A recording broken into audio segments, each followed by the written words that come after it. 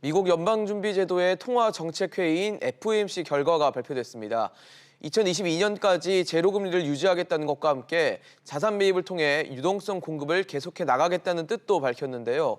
연준의 판단이 전 세계 유동성에 막대한 영향을 미치는 만큼 최근 유동성에 의해 움직이고 있는 증시 상황도 예의주시할 시점인 것 같습니다. 오늘도 여러분의 다양한 의견 저희 아침 토론으로 보내주시기 바랍니다. 100원의 이용료가 있는 유료 문자 샵 3698번으로 보내주시면 저희가 토론 중간에 소개하고 또 전문가들과 의견 나눠보는 시간도 갖도록 하겠습니다. 함께해 주실 전문가 소개하겠습니다. 숙명여대 경제학부 신세돈 명예교수, 가톨릭대 경제학부 양준석 교수, 참 좋은 경제연구소 이인철 소장 나오셨습니다. 어서 오십시오. 안녕하세요. 네, 3월 달에 있었던 FOMC에서는 사실 이 경기 전망이 좀 불확실하다 이런 이유로 이 점도표를 내놓지는 않았는데 이번에는 내놨더라고요. 근데 사실 점도표라는 게 이제 FOMC 위원들의 향후 금리 방향들 그리고 금리 전망을 좀 할 수 있는 일종의 표라고 볼 수 있는데 이번에는 내놨다는 것 자체가 나름대로는 최악은 지났다 이렇게 해석을 해야 될까요? 글쎄요, 최악을 지났다는 것보다도 보면은 거의 다 그냥 0%예요. 그냥 제로로 가는 거잖아요. 0%니까 네. 예. 그러니까 어떤 면에서는 다른 데 갈 데가 없다. 그런 걸 표시한다고 보는 게 좀 더 맞을까 않겠습니까? 따로 여지가 없다. 다른 가능성에. 교수님 어떠셨어요? 그 이제 점도표가 보면 아주 가까운 미래에 대한 그 생각도 있지만 네네. 굉장히 조금 긴 중장기적인, 뒤에 대한 예. 전망도 있거든요.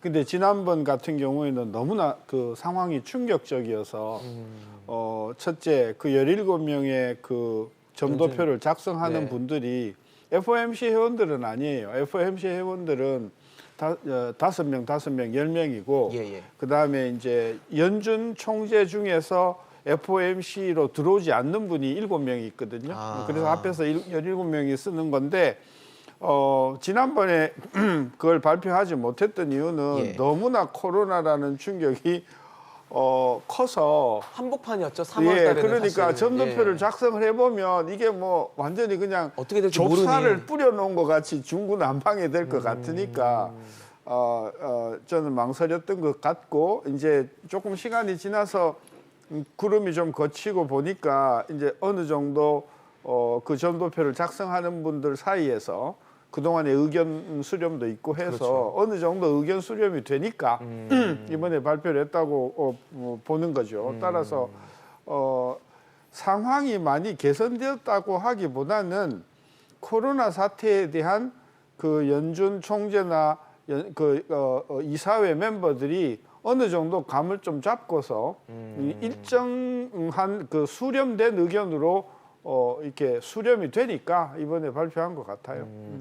그러니까 3월에 만약에 점도표를 내놓지는 않았지만 내놨다면 시장에 이상한 메시지를 줬을 수도 있다라는 우려가 작용을 한 거네요. 워낙에 이제 코로나 국면 초기였고, 그렇죠. 그리고 이제 전 세계가 이제 그 당시만 하더라도 이 감염병이 이 실물 경제에 어떤 영향을 미칠지 예측이 불허했기 때문에 그렇죠. 감을 잡기 어려울 그렇습니다. 때였죠. 그리고 이제 앞서 신 교수님 말씀해 주셨습니다만 이제 우리는 금통위원이 7명이잖아요. 예. 이제 미국은 약간 다릅니다. 이제 고정적으로 이제 이 총재와 부총재를 합치게 되면 7+5예요. 그래서 12개 지역은행에서 5명을 순차적으로 돌아가면서 하는데 이번 나온 17명 중에는 투표권이 없는 분도 예. 장차 내가 그 회의에 들어가면 금리는 이 정도로 예상을 합니다요. 근데 이제 내년까지는 예. 2021년까지는 만장일치로 이 수준을 유지해야 된다. 라는 제로금리를 유지해야 된다. 의견이었지만 2022년에는 약간의 소수 의견이 있어요. 15명은 제로금리를 동의하지만 1명과 2명은 한 단계 내지는 4단계 정도는 좀 올려야 되지 않냐. 극히 소수 의견이에요. 그러니까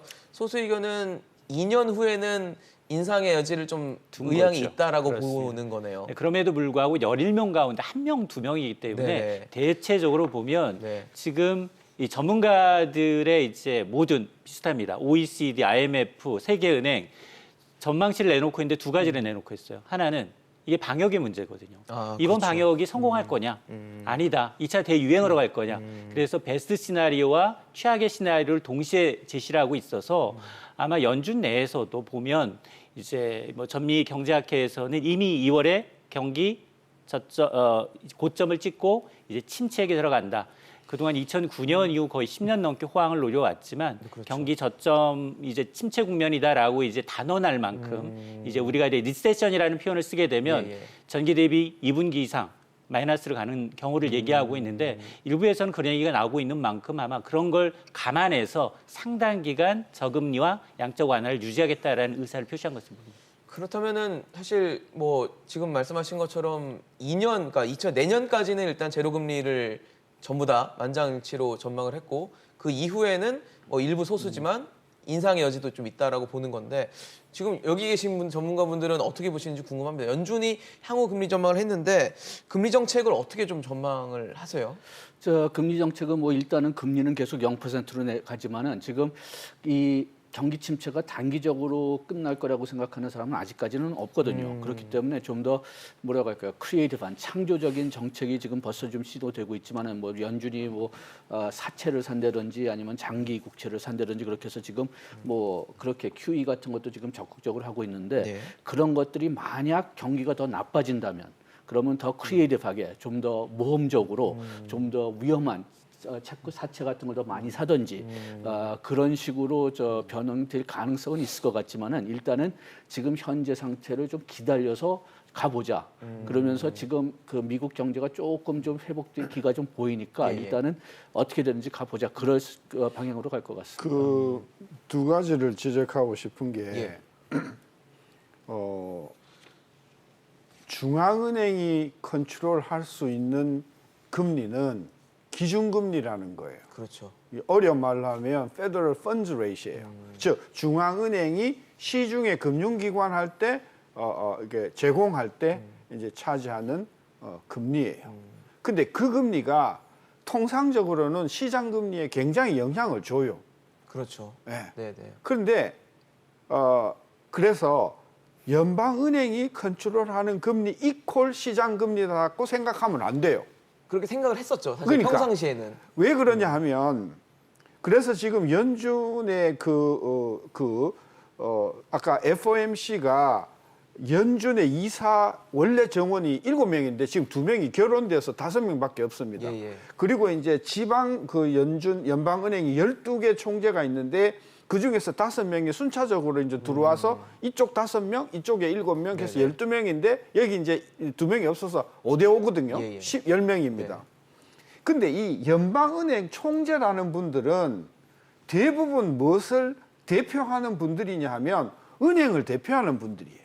시중은행을. 네. 그러니까 이분들은 지난 2008년 이후에 저금리를 통해서 은행이 엄청 깨졌어요. 왜냐하면 시장 금리가 너무 낮아져 버리니까 돈들이 다 어디로 갔을까?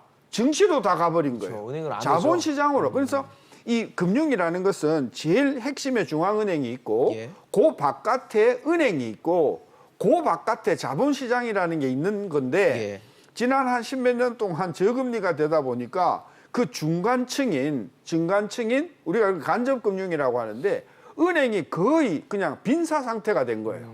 그래서 5명의 FOMC 위원들이 대부분 은행 출신이기 때문에 이분들은 기본적으로 금리를 내리는 것에 대해서 부정적이에요. 그래서 지난번 이번에 코로나 전까지만 해도 항상 의결을 하면 1명 내지 2명은 반대를 해왔어요. 이분들이 대부분 원래 전통적으로 은행 출신이고 또 집안이 대대로 은행을 해오던 사람들이 대부분 그런 분들이에요. 따라서 우리가 유념할 것은 첫째, 연준이 금리를 내린다고 해서 또 연준이 무제한으로 자금 공급을 한다고 해서 시장 금리가 반드시 따라가 주지는 못한다. 왜냐하면 중간에 있는 그 소위 간접금융, 우리가 시중은행의 기능이 많이 위축이 돼 있기 때문에 지금 현재는 중앙은행 그리고 가운데 있는 은행이 폭삭 망가지고 자본시장만 비대한 이런 구조에서 앞으로 중앙은행이 금리를 계속 내린다고 하더라도 제로로 간다고 하더라도 시장에서는 금리가 오히려 놀랍게도 올라가는 현상이 일어나면서 야 중앙은행이 더 이상 이게 먹히지 않는구나 이런 상황이 올 가능성이 크다.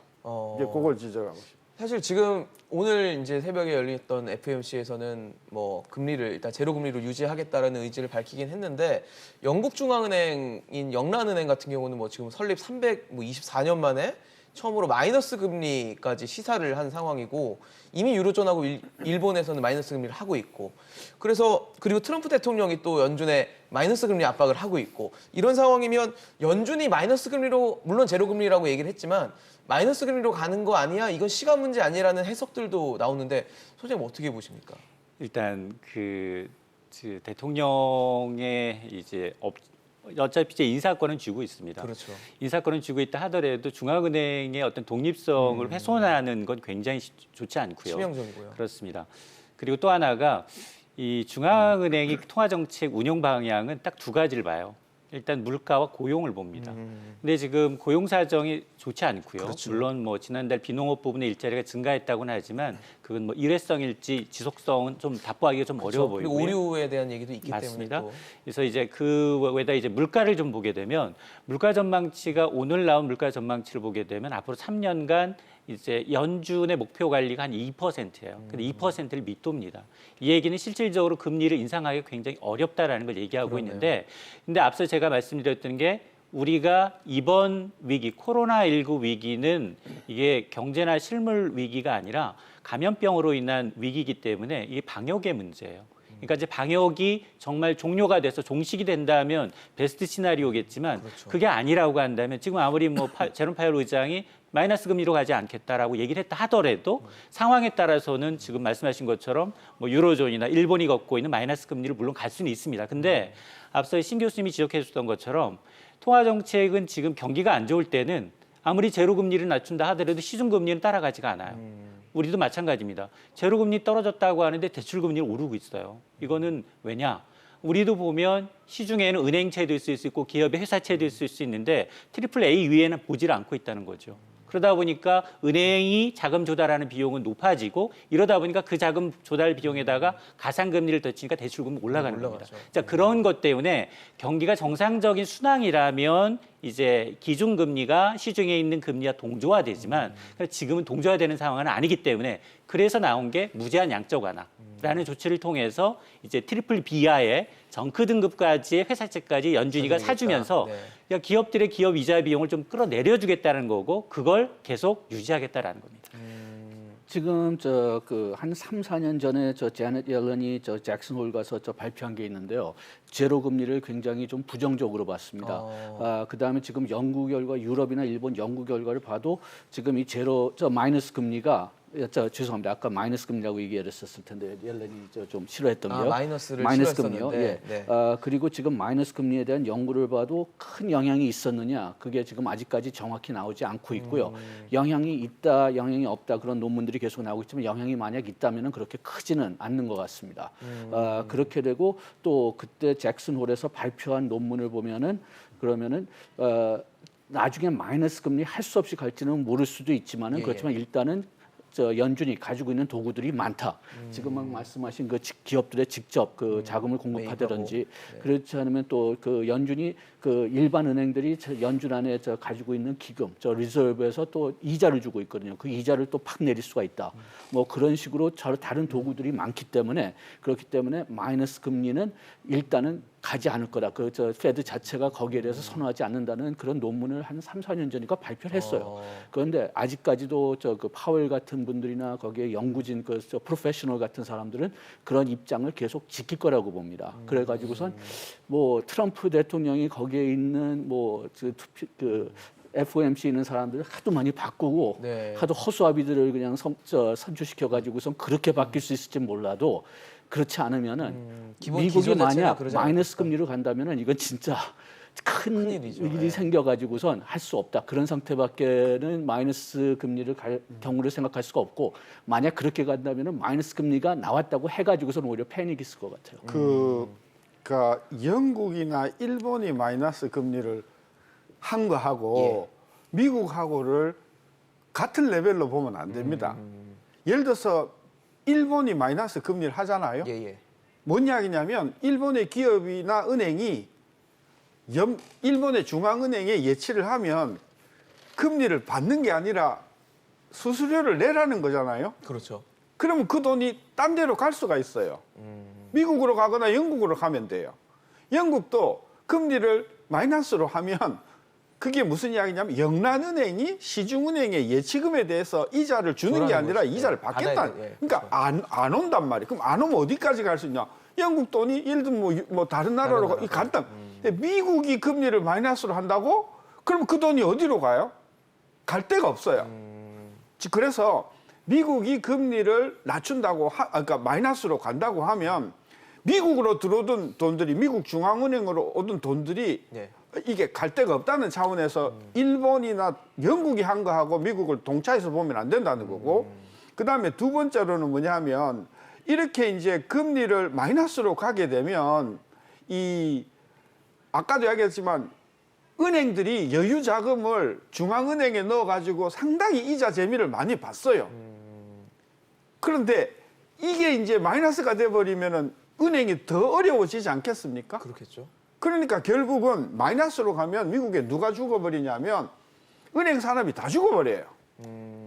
정치적으로 특히 그 지방 연방은행에 계신 분들이 네. 아주 극구 반대할 것이다. 물론 이제 제롬 파워가 같이 이렇게 정치권을 어슬렁거리는 사람의 입장에서는 마이너스 유혹을 받을지 몰라도 저는 첫째로 받을 수도 없고 둘째 받으면 뱅킹 쪽이 은행 쪽이 상당히 타격을 많이 입을 거기 때문에 네.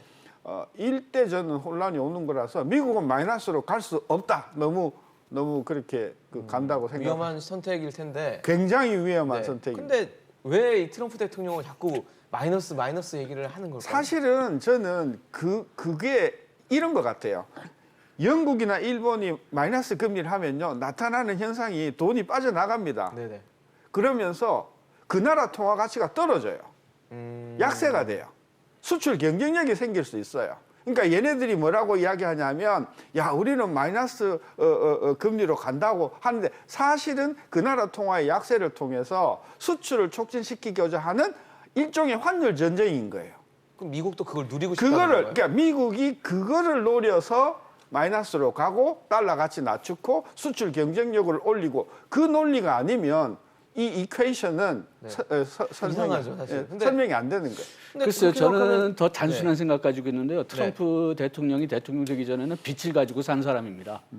빚을 가지고 산 사람이니까 내가 돈을 그렇게 많이 빌려도 이자를 받을 수가 있다 그런 생각이 좀 머릿속에 좀 정말 심플한 생각이네요. 좋다고 생각하는 것 같아요. 근데 아까도 이야기했지만 설사 연방은행이 마이너스 금리로 간다고 해서 네네. 일반 그 대출을 받는 사람이 금리가 마이너스 뭐 금리로. 낮아지거나 네. 마이너스로 가진 않죠. 택도 없는 네, 이야기다. 저는 오히려 시중의 유동성이 줄어들어요. 왜? 은행으로 돈이 안 들어오니까 신용 창조가 안 될 것 아닙니까? 그러니까 희한한 현상이 금리는 엄청나게 낮아졌다고 하는데 세상에 돈은 구할 수 없는 상태가 분명히 올 것이면서 오히려 돈을 빌려가는 사람들한테는 금리 조금 높아도 좋으니 돈 좀 보고 죽자라고 하는 현상이 생길 가능성이 큰 상황이라고 보는 이게 거죠. 마이너스 금리가 재밌는 건데 순수하게 진짜 이론적으로 마이너스 금리 간다면은 내가 돈을 빌리면은 또 이자를 받는 거잖아요. 그런 거죠. 그러면 누가 마이너스라는 투자해요? 건. 그러겠죠. 그러니까 세부 말씀을 들어보면 사실 미국이 마이너스를 선택할 확률은 거의 없다. 뭐 단정 짓기는 어렵지만 거의 없다라고 봐야 저는 될 것 뭐 같아요. 99.9% 네. 안 된다고 봅니다. 그래서 거의 없다고 볼 수 있는 상황인 것 같고 또 FOMC가 경제 전망도 내놨습니다. 올해 경제 성장률을 마이너스 6.5%, 기존에는 플러스 2%를 생각했기 때문에 굉장히 큰 폭으로 낮췄고 내년에는 플러스 5%로 반등할 것이다, 회복할 것이다라는 입장을 내놨습니다. 그리고 실업률은 올해 9.3% 정도로 전망을 했는데 이 숫자들 어떻게 보셨어요, 소장님은? 글쎄요. 사실은 그 몇 년 전부터 10년 주기 위기설로 해서 사실은 굉장히 미국에 좋지 않은 징후들이 나타났어요. 그게 장단기 국채 금리의 역전 현상이었습니다. 네. 그게 2018년부터 나타났고 그게 과거에 한 7차례의 경험을 보니 그렇게 장단기 금리 차가 역전이 발생을 하고 18개월에서 24개월 내에 경기 침체가 오더라. 약간 시그널처럼, 그렇습니다. 네. 트리거가 코로나19였을 뿐이지 지금 2009년 이후 정말로 미국은 누리기 어려운 초호황을 누려왔고요. 뭐 뭐 주식시장만 보더라도 나스닥은 2천에서 지금 만까지 뛰었으니까 5배가 뛴 거예요. 10년간. 그렇죠. 5배가 뛰었습니다. 이런 이제 초호황을 구가를 하다 보니 이 지금 계속해서 위기 때마다 돈을 뿌렸어요. 예. 근데 그 위기 유동성을 흡수하기도 전에 또 지금 돈을 뿌리고 있는 형국입니다. 석 달 만에 2008년, 9년 글로벌 금융 위기 당시의 돈의 5배를 뿌렸습니다.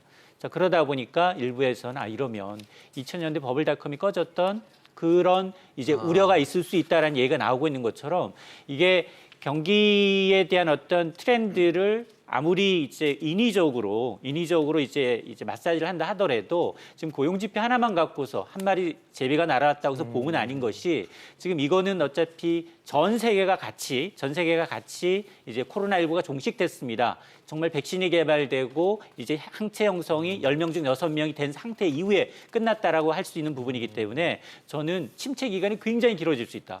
그래서 아마 제롬 파월 의장도 처음에 초창기만 하더라도 미국 경제는 코로나 이후에 V자형으로 반등이 가능하다라고 얘기했지만 지금 얘기를 보면 적어도 2년까지는 제로 금리로 간다는 건 굉장히 바닥이 좀 길어질 수 있다라고 보고 있는 거거든요. 그리고 만에 하나 여기에서 2차 유행을 감안하지 않았기 때문에 2차 유행을 감안하게 된다면 회복하다가 다시 떨어질 수 있는 멀티딥도 생각을 해야 된다는 겁니다. 그러니까 사실 지금 연준이 밝힌 마이너스 6.5, 그다음에 내년에 플러스 5라는 숫자는 베스트 굉장히 케이스. 긍정적인 숫자라고 봐야 되겠네요. 더 나빠질 수도 있다. 맞습니다. 지금 세계은행에서 밝힌 숫자하고 그다음에 바로 그 전에 그다음에 OECD 밝힌 숫자 그다음에 한 6주 전이던가요? 그때 IMF 밝힌 숫자를 보면은 숫자들이 예측이 계속 좀 나빠지고 있습니다. 점점 더 나빠지고 있고요. 그다음에 숫자가 어떤 면에서는 일관적인 숫자가 나오지 않고 있어요. 오직 금년은 마이너스 될 거라는 것밖에는 얼마나 수준이 될 건지는 지금 제대로 나오지 않고 있는데요. 예.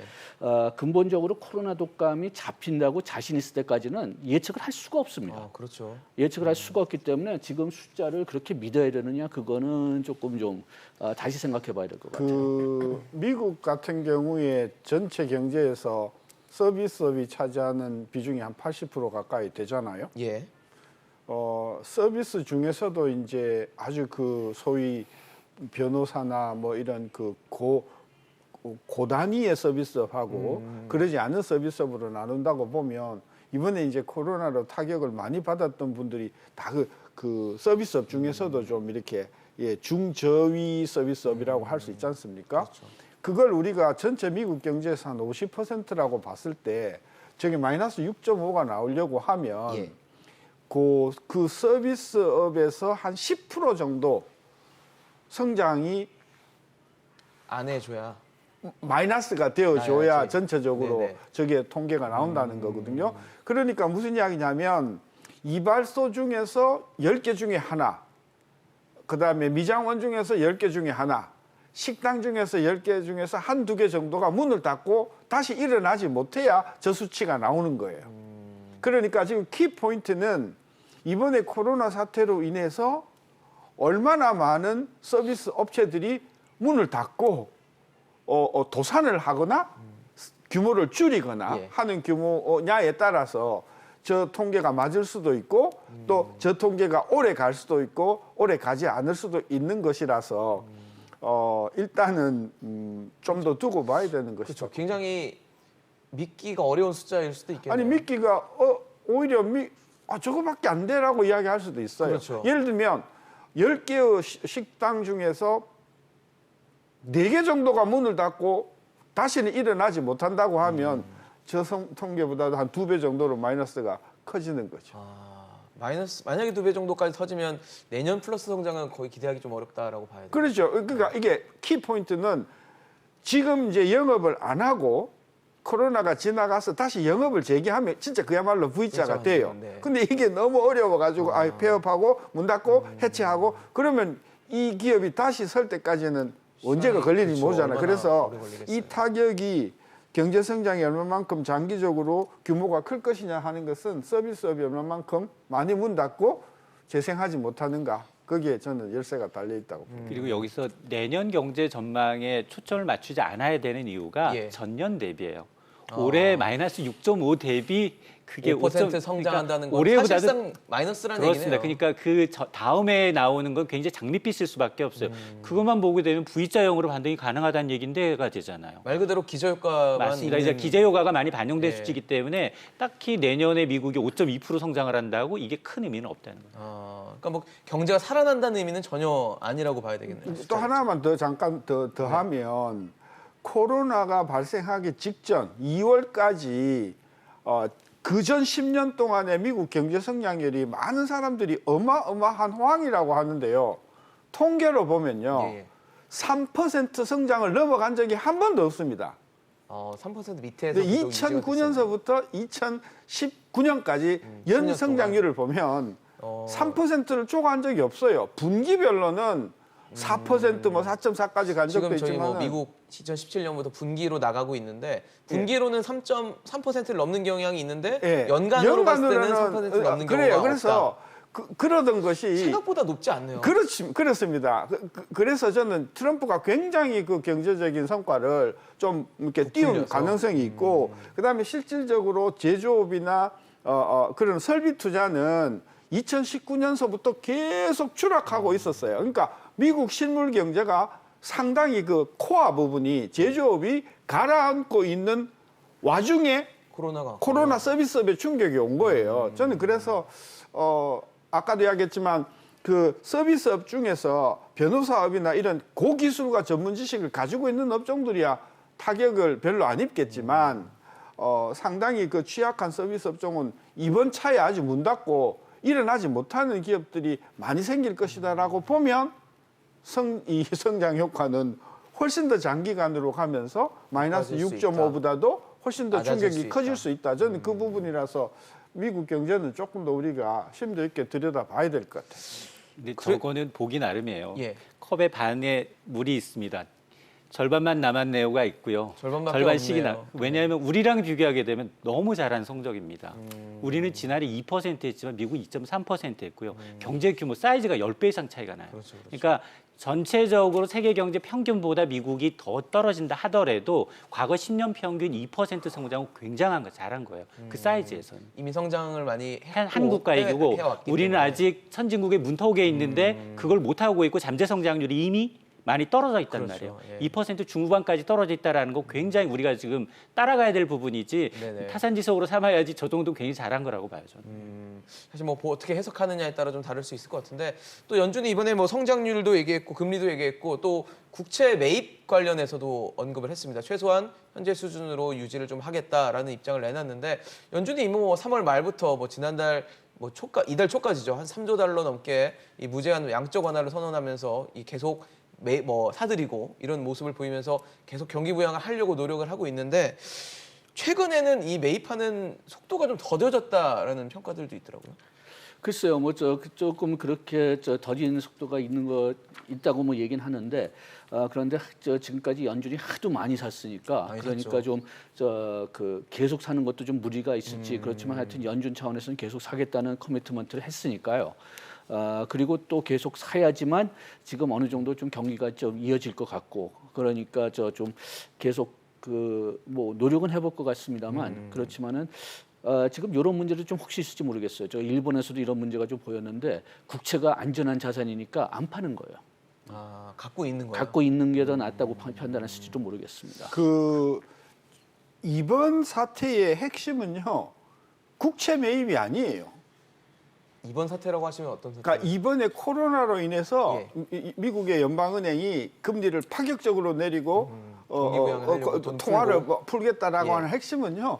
국채가 아니고 좀 쓰레기 채권들이에요. 아까 정크본드급의 정크본드급들이에요. 네. 그러니까 거기에 대해서 지금 많은 비판들이 있는 거예요. 그렇죠. 네. 사실 사면 안 되는 사면 안 되는 하는데 것이고요. 그걸 왜 안 사겠다는 되냐면 거잖아요. 그게 불법이라서 그런 게 아니라 주고 자빠져서 없어져야 될 쓰레기 기업들을 계속 살려주는 그런 준비 꼴이 기업들을 되어버리거든요. 양산하게 된다라는 그렇죠. 거잖아요. 그러면 그 기업들이 더 빨리 없어져서 해체가 되어서 분해가 돼야 되는데 그거를 계속해서 연명을 시켜주면 결국은 경제 연준도 전반에도 안 돈을 좋겠죠. 날릴 뿐만이 아니라 그것을 위해서 경제에 굉장히 타격을 주는 거거든요. 그래서 트럼프가 있으니까 저게 가능하지 저는 FOMC 내부에서도 정상적인 어떤 그런 그 경륜을 가지고 있는 사람은 도저히 수긍할 수 없는 정책을 지금 연준이 하고 있다. 이런 비판들이 내부에 많기 때문에 저는 저런 식으로 무제한으로 이게 뭐 이렇게 형편없는 우리가 투기 등급이라고 하잖아요. 투기 등급의 채권을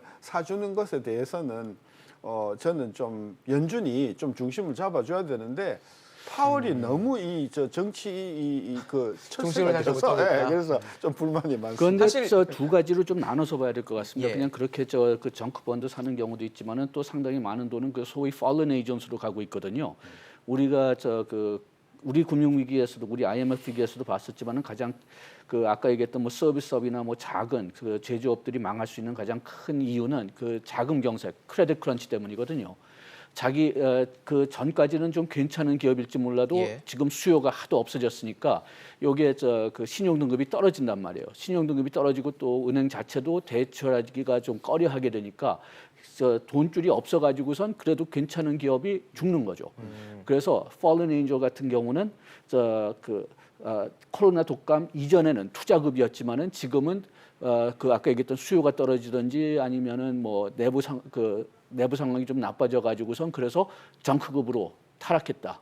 그런 기업에는 그 대출을 잘 해줄 수 있는 네. 그런 기구도 좀 그러니까 마련했다고 뭐 알고 지금 있습니다. 말씀하신 대로 투기 등급을 갖고 있는 기업들이라고 해도 모두 다 좀비 기업은 아닌 거고 양질의 실력과 기술을 갖고 있는 기업인데 최근에 코로나 때문에 충격을 받아서 뭐 떨어진 이렇게 부실해진 기업이 생겼다면 사실 이번 기회를 삼아서 그걸 좀 구분해서 좀비 기업들은 좀 없애고 양질 기업들은 좀 살릴 수 있는 그런 것들이 좀 필요할 것 같다는 생각이 들거든요. 그게 이제 자체적인 구조 조정을 통해서 내실을 다지는 건데 지금은 옥석 구분 가리지 않고 무조건 네네. 사들이고 있어요. 그렇죠. 거기다가 사실은 무제한 마이너스 통장을 만들어 놨잖아요. 그 마이너스 통장 제일 급할 때 언제 씁니까?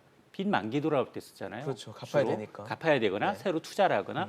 근데 지금 사정이 4월에만 해도 1조 달러가 썼는데 갑자기 각각 줄어들까? 마이너스로라고 하는데 왜냐? 사실은 이런 정크 등급 주로 보면 지금 망해야 될 때들이 셰일가스 업체들, 항공업체들 전부 다 지금 일거리가 없기 때문에 수조 원씩 달러씩 지금 돈이 들어가고 있는데요.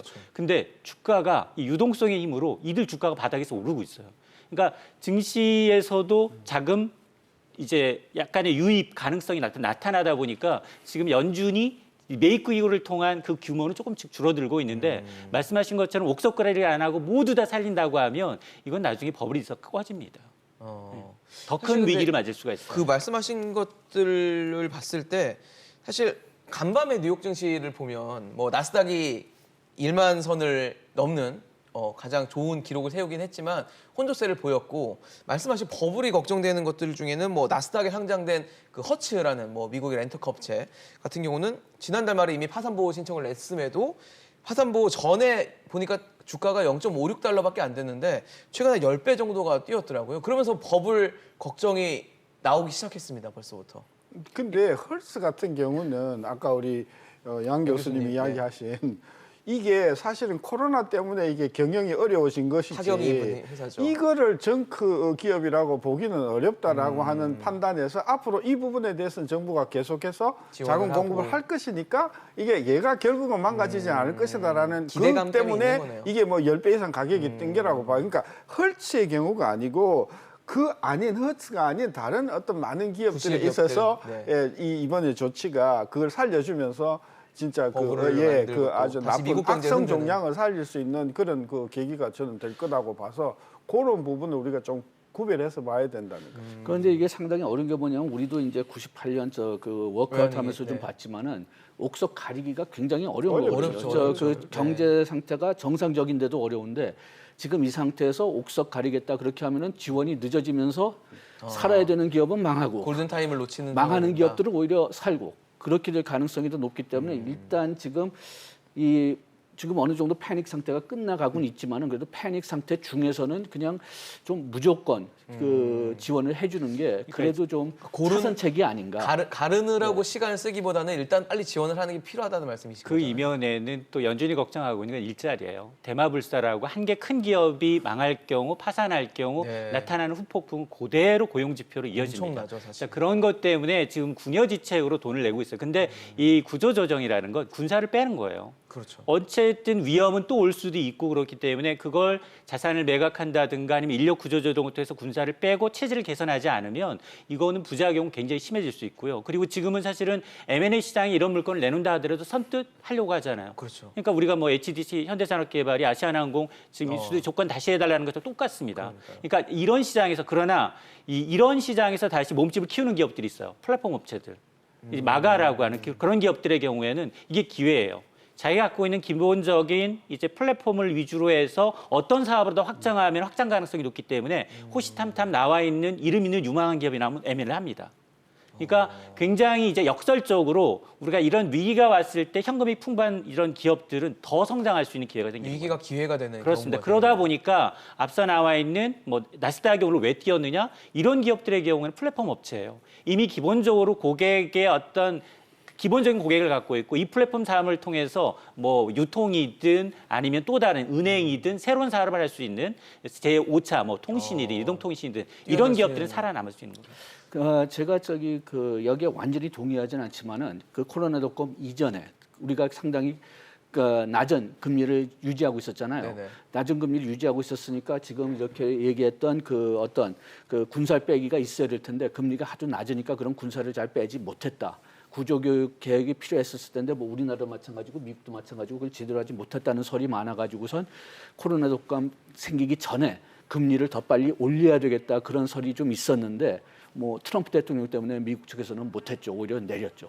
오히려 이제 2016년, 17년에는 8번에 걸쳐서 올렸었어요. 올렸는데 또 오히려. 예, 이게 그 올린 것하고 미국의 경기 하강이 이게 그 인과관계가 있는지는 모르겠으나 네네. 어쨌든 올리는 타이밍하고 미국 경제가 망가지는 타이밍이 굉장히 그 같이 일어나는 공교롭게도, 바람에 네. 트럼프가 노발대발 해가지고 금리 내려라 해가지고 결국은 내렸거든요. 어쨌든 저는 좀 아쉬운 것은 미국도 그렇고 한국도 그렇고 경제가 나쁘다는 이유로 그거 하나만으로 정치적으로 너무 중앙은행이 정치화되는 것이 저는 대단히 걱정이 됩니다. 그러면은 지금 한국은행의 금리 정책 방향은 앞으로 어떻게 될 것 같아요? 저는 뭐 그러니까 너무 정치적으로 가는 것 같아요. 이번에도 금리는 저는 안 내렸어도 된다고 보는데. 그러니까요. 그때 동결 얘기하셨었는데 인하를 했죠. 네, 전격적으로. 그것도 섣부른 것이고 미국도 마찬가지고 양적 완화도 그렇고 자꾸 정치 문제를 금융 문제로 풀려고 하는 것은 매우 위험하고 문제를 키우는 것이다. 중앙은행은 중앙은행으로서의 독립성으로 딱 서 있어야지. 그렇습니다. 다른데 흔들리면 바람에 흔들리면 안 되는 그렇습니다. 거잖아요. 저는 그래서 미국의 중앙은행의 정책은 그 강제 의무 사항이 인플레하고 고용이잖아요. 고용이 고용. 그러죠.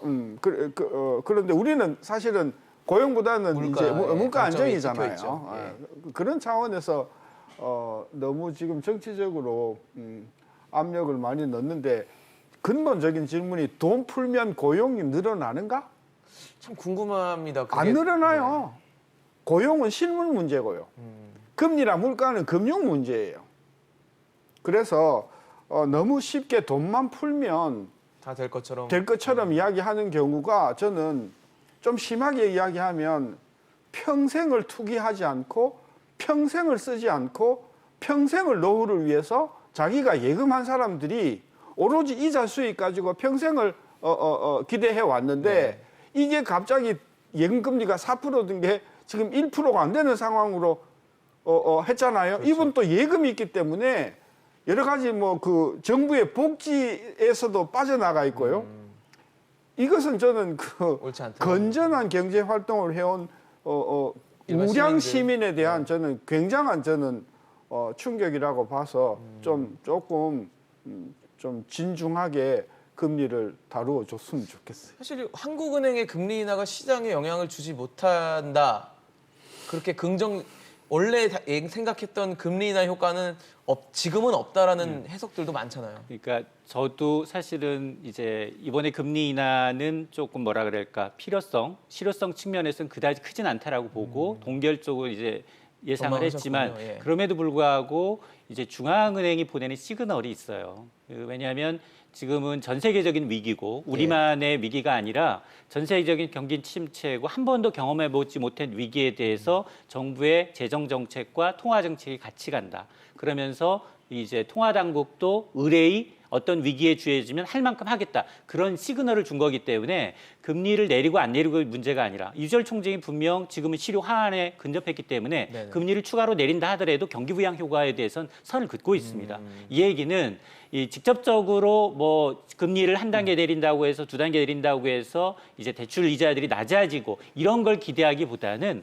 앞으로 다가올 위기에 대해서 정부와 함께 한국은행이 시너지를 내 살 게 있다. 그러면서 이제 뭐 국채 매입을 비롯한 미국과 비슷한 수준의 이제 양적 완화 정책을 통해서라도 하겠다라는 어떤 경기 부양 의지를 보여준 거기 때문에 사실 그렇게 나쁘게 보지는 않습니다. 예. 그러니까 꼭 금리를 낮추는 것이 아니더라도 메시지를 주는 것도 시장에 영향을 준다. 뭐 이런 해석이시잖아요. 예, 제가 그런데 조금 좀 걱정되는 게 아까 신 교수님이 그 정치적인 측면을 말씀하셨는데요. 원래 중앙은행이 가장 신경 써야 되는 건 실물 경제입니다. 뭐 물가 상승이든지 아니면은 뭐 그 고용률이든지 네. 그렇게 실물 경제를 위주로 봐야 되는데 오늘 아침에 여기 오는 경우에 좀 미국 신문에서 좀 재미있는 기사를 읽었어요. 어떤 주식 분석가가 얘기하는데 네.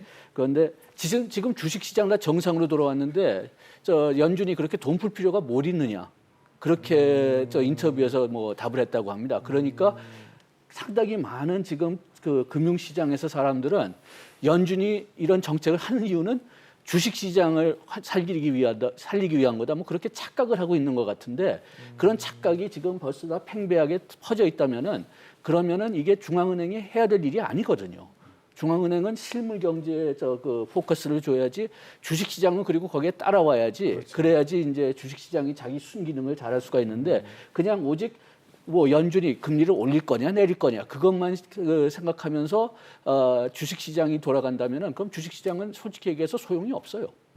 그러니까 바로 그 부분이에요. 그러니까 지난 3월 저점을 찍고 미국 증시가 이제 거의 다 원상을 회복했거든요. 예. 특히 나스닥 같은 경우는 치고 올라갔잖아요.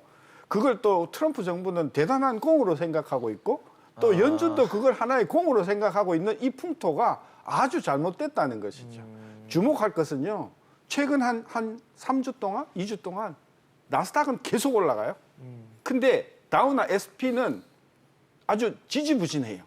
간밤에도 떨어졌고요. 또. 실물 경제가 안 좋다는 것을 이 다우존스하고 S&P 500이 잘 보여준다. 반영해 주는 거예요. 그러니까 지금 현재 증시는 반쪽짜리고 그것은 돈에 의해서 불질러진 돈의 노름에 불과한 것이기 때문에 실질적으로 나스닥이 계속해서 그렇게 갈 수 있는가 이건 우리가 좀 지켜봐야 할 그런 대목이라고 보면 저는 연준이 그동안 특히 트럼프 정부 들어와서의 한 3년 동안에 연준은 백악관과 함께 추는 춤, 백악관과 함께 추는 탱고. 지나치게 정치적이었다. 그리고 사실은 그 안에 많은 그 연준 그 출신의 어떤 은행 담당자들은 굉장히 불만이 많고 이게 지금 미국의 금융 체제를 대단히 흔드는 독소적인 어떤 그런 영향들이 지금 정치권에서 많이 내려온다 이런 비판들이 안에 많습니다. 사실 미국 증시 얘기를 하셔서 우리 증시도 궁금해요. 우리 증시 지금 2200선 목전까지 왔고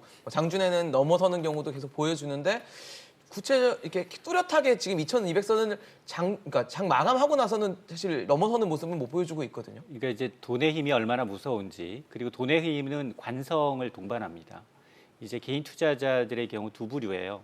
이미 동학개미 운동으로 이제 3월에 저점에서 좀 사신 분들은 어느 정도 이득을 봐서 차익을 실현한 분들도 예, 있고 그렇죠. 또 한 분들은 전문가들이 계속 실물 경제 안 좋은데 증시만 가느냐 또 떨어질 것이다 이렇게 조정의 기회를 봤는데 조정이 없는 거예요. 마음이 불안해지는 거예요. 전고점을 찍으니까 저때 샀으면 나는 돈을 얼마나 벌었는데 주위에 이런 얘기를 듣다 보니까 증시 예탁금이 늘어나고 있는 겁니다. 그러니까 근데 두 가지를 기억할 필요가 있어요. 이렇게 돈의 힘, 버블의 힘 한쪽으로 쏠리게 되면 언젠가 버블은 꺼집니다. 우리가 2000년 닷컴 버블도 마찬가지예요. 그 당시에 이제 이 굉장히 주저주저하면서 이제 굉장히 많은 투자가 이루어졌고 그리고 금리가 이제 올라가는 시기에 뒤늦게 투자한 사람들이 괜히 고점에서 잡아서 손해를 봤던 경험 때문에 우려하고 있는 거거든요. 그래서 아마 지금 실적이에요. 사실은 펀더멘틀은 실적과 경기입니다. 실적과 경기가 바탕에 된 상승이라면 무난하게 우리가 가겠지만 우리는 아쉽게도 아직 실적과 경기가 밑바탕이 깔리지 않았다는 거예요. 물론 이게 좀 더 갈 수 있어요. 좀 더 갈 수 있지만 투자자들한테 욕을 먹는다 하더라도 전문가들은 반드시 리스크 있다라는 걸 지적을 해줘야 됩니다. 현실에 대해서 냉철하게 분석이 필요하다. 그래서 그 미국하고 우리나라 같은 경우는 정부가 얼만큼 정부하고 중앙은행이 얼마나 많이 리스크를 감수하고 있는지 이것도 생각해 볼 필요가 있어요. 그렇게 리스크를 많이 감수하기 때문에 그렇기 때문에 지금 기업들은 어떤 면에서는 뭐 주식 투자자들은 어떤 면에서는 뭐 리스크가 뭐 회사가 뭐 크게 채권을 팔 수가 없다. 뭐 그러면은 뭐 중앙은행 가서 팔면 되지. 뭐 그런 식으로 리스크를 믿는 많이 구석이 지금 있는 거죠. 정부가 지금 감수를 하고 있고 또 지금 현재는 그럴 수밖에 더 없기 때문에 뭐 할 수는 없는 거지만은 그렇지만은 우리가 이 코로나 독감 회복되면은 그 습관은 완전히 바꿔야 됩니다. 그 중요한 것은 네. 금리가 낮아지면서 투자할 자금들이 종전이면 부동산에 갔을 자금들이 그렇죠. 이게 지금 주식시장으로 쏠리는 단기 투자 자금들이 많거든요. 치고 빠지는. 그렇습니다. 네. 그래서 만에 하나 부동산 경기가 살아나면 네. 이 돈이 전부 다시 또 이쪽으로 부동산으로. 가면서 경기 실물 경기 좋은데 주가가 폭락하는 상황이 올 수도 있다. 따라서 요약하면 지금 현재 한국의 정신은 여러 가지로 매우 불안정한 것이므로 상당한 리스크가 개재되어 있는 상황이다. 네. 저는 그렇게 판단합니다. 환율을 어떻게 보시는지 궁금해요. 사실 뭐 워낙 막 치솟을 때가 있었는데 지금은 1,200선 아래로 1,200원 선 아래로 떨어진 상황인데 환율 당분간 이 원화 강세가 좀 이어질 것이라고 보시나요? 어떠세요? 지금 우리나라 통화는 지금 위험자산이잖아요. 신흥국으로 분류가 되잖아요. 국가신용등급과 원화 가치는 다릅니다. 국가신용등급은 우리가 이제 재정 건전성을 이유로 중국과 미국보다 두세 계단 앞서 있지만 적어도 원화는 신흥통화로 분류가 되기 때문에 지금 위험자산이 뛰고 있으니까 같이 뛰는 거예요. 그러니까 이건 언젠가 바뀔 수 있습니다.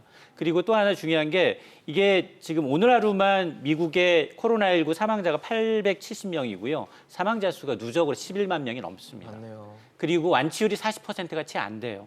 우리가 굉장히 좋아졌다, 호전됐다. 물론 일부 지역 감염이 나타나고 있다 하더라도 지금 뭐 저희도 수도권에서 40명, 어제 신규 확진이 45명이라고 그렇습니다. 지금 중남미, 아프리카로 연결돼요. 우리가 만들고 있는 제품을 누군가 사줘야지 경기가 좋아지는 거거든요. 우리가 반도체 잘 만든다, 자동차 잘 만든다, 그리고 뭐 LCD 잘 만든다, 이걸 누가 사줘야 되는데 그렇죠. 정말 조선업계처럼 뭐 백척 수주하고 이런 소식이 더 들리기 전에는 굉장히 버블은 꺼질 수 있다. 언제 꺼질 타이밍의 문제일 뿐 꺼질 수 있다라는 거예요. 하여튼 그 반대쪽으로 본다면은 지금 코비드에서 빠져나오는 국가 중에 소수중 국가 중에 하나가 우리나라거든요. 네. 미국도 지금 뭐 셧다운이나 락다운 끝났다고 하지만은 그렇지만 거기서는 아직까지 감염자 감염률이 나오고, 높은 사망자 상태에서 나오고. 계속 올라가고 예. 있으니까 그러니까 너무 조기에 지금 풀었다는 얘기들이 많은데 우리나라가 조기에 풀었다고 생각하는 사람들은 외국에서는 거의 없습니다. 그렇기 때문에 우리나라 수출은 좀 문제가 있을지 몰라도 그래도 국내 서비스 같은 것은 다시 활성화될 거다. 그래가지고선 또 우리나라에 지금 들어오는 그 달러 그 세력이 좀 강할지 모르겠어요. 신님 어떻게 보세요? 1,190원은 너무 한국 돈이 강한 수준이다.